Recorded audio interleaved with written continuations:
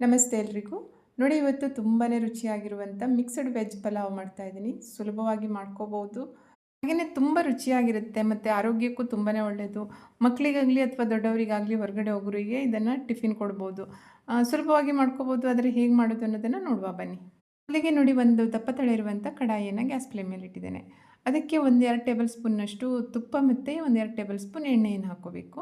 ಹಾಗೆಯೇ ಅದಕ್ಕೆ ಸ್ವಲ್ಪ ಹಿಡಿದಾಗಿರುವಂಥ ಮಸಾಲೆ ಅಂದರೆ ಪಲಾವ್ ಎಲೆ, 1-2 ಇಂಚು ಚಕ್ಕೆ, 1-2 ಏಲಕ್ಕಿ ಮತ್ತು 1-2 ಚಕ್ರ ಮೊಗ್ಗು ಹಾಕ್ಕೋಬೇಕು. ಅದನ್ನು ಸ್ವಲ್ಪ ಹುರ್ಕೊಳ್ಬೇಕು. ಹಾಗೆಯೇ ಅದಕ್ಕೆ ಒಂದು ದೊಡ್ಡ ಗಾತ್ರದ ಈರುಳ್ಳಿಯನ್ನು ಉದ್ದಕ್ಕೆ ಸಿಗ್ಬಿಟ್ಟು ಹಾಕ್ತಾಯಿದ್ದೀನಿ. ಇದನ್ನು ಸಹ ಎಣ್ಣೆಯಲ್ಲಿ ಚೆನ್ನಾಗಿ ಫ್ರೈ ಮಾಡ್ಕೋಬೇಕು. ನೋಡಿ ಈರುಳ್ಳಿ ಚೆನ್ನಾಗಿ ಬಾಡಿದೆಲ್ಲ. ಈಗ ಇದಕ್ಕೆ ನಾನು 1 ಸ್ಪೂನಷ್ಟು ಶುಂಠಿ ಬೆಳ್ಳುಳ್ಳಿ ಪೇಸ್ಟನ್ನು ಹಾಕ್ತಾಯಿದ್ದೀನಿ. ಮತ್ತೆ ಪುನಃ ಇದನ್ನು ಚೆನ್ನಾಗಿ ಹುರ್ಕೊಳ್ಬೇಕು. ಅಂದರೆ ಶುಂಠಿ ಬೆಳ್ಳುಳ್ಳಿ ಪೇಸ್ಟಿಂದ ಹಸಿ ವಾಸನೆ ಹೋಗಬೇಕು. ಅಲ್ಲಿ ತನಕ ಇದನ್ನು ಹುರ್ಕೊಳ್ಬೇಕಾಗತ್ತೆ. ಆನಂತರ ಇದಕ್ಕೆ ನೋಡಿ ವೆಜಿಟೇಬಲ್ಸನ್ನು ಹಾಕ್ಕೊಳ್ಳೋದು. ನೋಡಿ ನಾನಿಲ್ಲಿ ಸ್ವಲ್ಪ ಕ್ಯಾರೆಟನ್ನು ಹಾಕಿದ್ದೀನಿ. ಹಾಗೆಯೇ ಸ್ವಲ್ಪ ಕಾಲಿಫ್ಲವರ್ ಹಾಕಿದ್ದೇನೆ. ಸ್ವಲ್ಪ ಬೀನ್ಸು ಮತ್ತು ಸ್ವಲ್ಪ ಜೋಳ ಮತ್ತು ಸ್ವಲ್ಪ ಹಸಿ ಬಟಾಣೆ, ಆನಂತರ ಮತ್ತು ಸ್ವಲ್ಪ ಕ್ಯಾಪ್ಸಿಕಮ್ಮು. ನೋಡಿ ನಾನಿಲ್ಲಿ ಇಷ್ಟು ತರಕಾರಿಯನ್ನು ಅರ್ಧ ಕಪ್ಪಷ್ಟು ಹಾಕಿದ್ದೇನೆ. ನಿಮಗೇನಾದರೂ ಬೇರೆ ತರಕಾರಿಗಳು ಇಷ್ಟ ಆಯಿತು ಅಂದರೆ ಅಥವಾ ಬೇರೆ ಯಾವುದಾದ್ರೂ ಜಾಸ್ತಿ ಬೇಕು ಅಂದರೆ ಅದನ್ನು ಹಾಕ್ಕೋಬೋದು. ಈಗ ಇವಿಷ್ಟನ್ನು ಮೀಡಿಯಂ ಫ್ಲೇಮಲ್ಲಿ 1-2 ನಿಮಿಷ ಚೆನ್ನಾಗಿ ಹುರ್ಕೊಳ್ಬೇಕು ನೋಡಿ. ಈ ತರಕಾರಿ ಎಲ್ಲ ಸ್ವಲ್ಪ ಬಾಡಿದೆ ಅಲ್ಲ. ಈಗ ಇದಕ್ಕೆ ನಾನು ಟೊಮೆಟೊ ಪ್ಯೂರಿಯನ್ನು ಹಾಕ್ತಾಯಿದ್ದೀನಿ.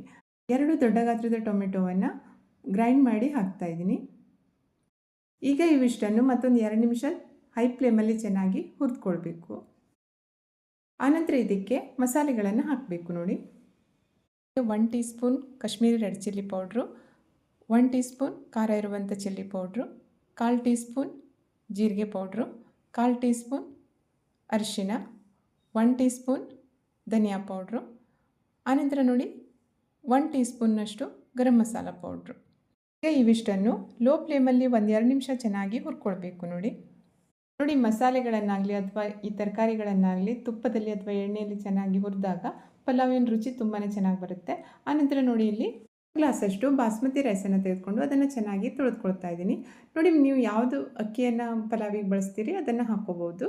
ನಾನಿಲ್ಲಿ ಬಾಸ್ಮತಿ ರೈಸನ್ನು ಹಾಕಿದ್ದೀನಿ. ಒಳ್ಳೆ ಪರಿಮಳ ಬರುತ್ತೆ, ಹಾಗೆಯೇ ತಿನ್ನಲಿಕ್ಕೂ ತುಂಬಾ ಚೆನ್ನಾಗಿರುತ್ತೆ. ನಾನಿಲ್ಲಿ ಅಕ್ಕಿಯನ್ನು ನೆನೆಸಿಡ್ತಾ ಇಲ್ಲ, ಅದನ್ನು ಆಗಿಂದಾಗಲೇ ತೊಳೆದು ಹಾಕ್ತಾಯಿದ್ದೀನಿ. 1-2-3 ಸಲ ಚೆನ್ನಾಗಿ ನೀರಿಂದ ತೊಳ್ಕೊಂಡು ಆನಂತರ ನೀರನ್ನೆಲ್ಲ ಜಾಳಿಸ್ಕೊಂಡು ಅಕ್ಕಿಯನ್ನು ಈ ತರಕಾರಿ ಜೊತೆ ಹಾಕಿ ಸರಿಯಾಗಿ ಮಿಕ್ಸ್ ಮಾಡಬೇಕು. ನೋಡಿ ತರಕಾರಿ ಮತ್ತು ಅಕ್ಕಿಯನ್ನು ಸರಿಯಾಗಿ ಮಿಕ್ಸ್ ಮಾಡ್ತಾನೆ 1 ನಿಮಿಷ ಚೆನ್ನಾಗಿ ಹುರ್ಕೊಳ್ಬೇಕು. ಆನಂತರ ನೋಡಿ ಇದಕ್ಕೆ ನೀರನ್ನು ಹಾಕ್ತಾಯಿದ್ದೀನಿ. ಎಷ್ಟು ಅಕ್ಕಿಯನ್ನು ತೆಗೆದುಕೊಂಡಿದ್ದೀನಿ ಅದರ 2 ಪಟ್ಟಷ್ಟು ನೀರನ್ನು ಹಾಕ್ತಾಯಿದ್ದೀನಿ. ಇದಕ್ಕೆ ಅರ್ಧ ಕಡಿ ನಿಂಬೆಹಣ್ಣಿನ ರಸವನ್ನು ಹಿಂಡಿ ಹಾಕಬೇಕು. ಆನಂತರ ಇದಕ್ಕೆ ರುಚಿಗೆ ತಕ್ಕಷ್ಟು ಉಪ್ಪನ್ನು ಹಾಕಿ ಒಂದ್ಸಲ ಅದನ್ನು ಸರಿಯಾಗಿ ಮಿಕ್ಸ್ ಮಾಡಬೇಕು. ಕೊನೆಯದಾಗಿ ಅದಕ್ಕೆ ಸ್ವಲ್ಪ ಕೊತ್ತಂಬರಿ ಸೊಪ್ಪು ಮತ್ತು ಪುದೀನ ಸೊಪ್ಪನ್ನು ಸಣ್ಣಕ್ಕೆ ಕಟ್ ಮಾಡಿ ಹಾಕಬೇಕು. ಇದನ್ನು ಮುಚ್ಚಬೇಕು.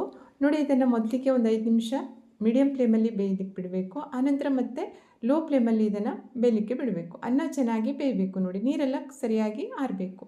ಈಗ ನೋಡಿ ಅನ್ನ ಚೆನ್ನಾಗಿ ಬೆಂದಿದೆ ಅಲ್ಲ, ಎಷ್ಟು ಉದುರುದುರಾಗಿ ಬಂದಿದೆ ನೋಡಿ. ಪರಿಮಳ ಬರ್ತಾ ಇರುತ್ತೆ, ಹಾಗೆಯೇ ತಿನ್ನಲಿಕ್ಕೂ ತುಂಬಾ ರುಚಿಯಾಗಿರುತ್ತೆ. ಇದನ್ನು ಹಾಗೇನೂ ತಿನ್ಬೋದು ಅಥವಾ ನೀವು ಮೊಸರು ಜೊತೆ ತಿನ್ನೋದಾದರೆ ಅದ್ರ ಜೊತೆನೂ ತಿನ್ಬೋದು. ತುಂಬಾ ರುಚಿಯಾಗಿರುವಂಥ ಮಿಕ್ಸ್ಡ್ ವೆಜ್ ಪಲಾವ್ ರೆಸಿಪಿ ನಿಮಗೆಲ್ಲ ಇಷ್ಟ ಆಯಿತು ಅಂತ ಭಾವಿಸ್ತೇನೆ. ತುಂಬಾ ತರಕಾರಿ ಹಾಕಿ ಮಾಡಿರುವಂಥ ಈ ವೆಜ್ ಪಲಾವ್ ಅಂತೂ ತುಂಬಾ ಟೇಸ್ಟಿಯಾಗಿರುತ್ತೆ, ಹಾಗೆಯೇ ಹೆಲ್ತಿಗೂ ತುಂಬಾ ಚೆನ್ನಾಗಿರುತ್ತೆ. ನೀವೆಲ್ಲ ಟ್ರೈ ಮಾಡಿ ನೋಡಿ. ರೆಸಿಪಿ ಇಷ್ಟ ಆದರೆ ನನ್ನ ಚಾನಲ್ಗೆ ಸಬ್ಸ್ಕ್ರೈಬ್ ಆಗಿ ವಿಡಿಯೋವನ್ನು ಲೈಕ್ ಮತ್ತು ಶೇರ್ ಮಾಡೋದನ್ನು ಮರಿಬೇಡಿ. ಇನ್ನೊಂದು ರುಚಿಯಾಗಿರುವಂಥ ರೆಸಿಪಿಯೊಂದಿಗೆ ಮತ್ತೆ ಪುನಃ ಭೇಟಿಯಾಗೋಣ. Thank you.